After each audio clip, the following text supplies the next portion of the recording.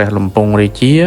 ដណ្ដើមបានមកវិញនៅឆ្នាំ1357តាំងពីពេលនោះមកសង្គ្រាមជាច្រើនជាមួយសៀមក៏បានបន្តកើតមានឥតឈប់ឈរ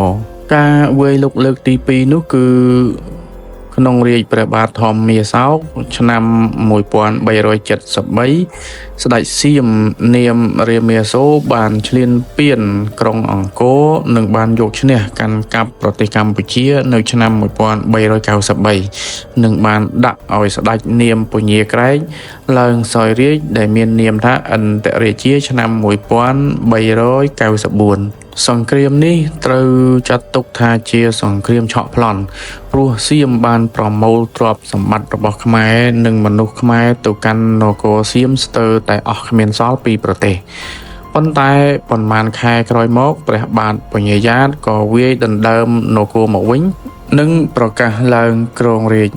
ហើយនៅទីបំផុតព្រះបាទពញ្ញាយ៉ាតបានសម្រេចបោះបង់ក្រុងអង្គរចាប់តាំងពីពេលនោះមកដល់សតវត្សទី16គឺក្នុងសម័យលង្វែកគឺជាការវាយលុកលើកទី3ដ៏ធំបំផុតរបស់សៀមមកលើនគរកម្ពុជាកាលនោះគឺនៅក្នុងរាជ្យរបស់ព្រះបាទព្រះសត្ថាទី1ហើយសៀមគឺស្ថិតនៅក្រោមការដឹកនាំរបស់ស្ដេចនរេនសូដែលជាស្ដេចរំលោភបំពានសន្ធិសញ្ញាមិត្តភាពជាមួយខ្មែរ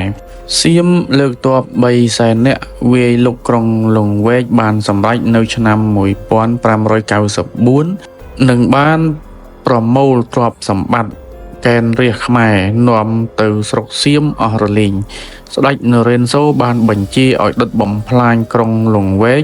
ប្រមូលគម្ពីរក្បួនច្បាប់និងរតនសម្បត្តិរបស់នគរកម្ពុជាទាំងអស់ដោយហោចទៅសូម្បីតែក្បឿងមួយសន្លឹករបស់រាជវាំងលង្វែកក៏មិនទុកដែរ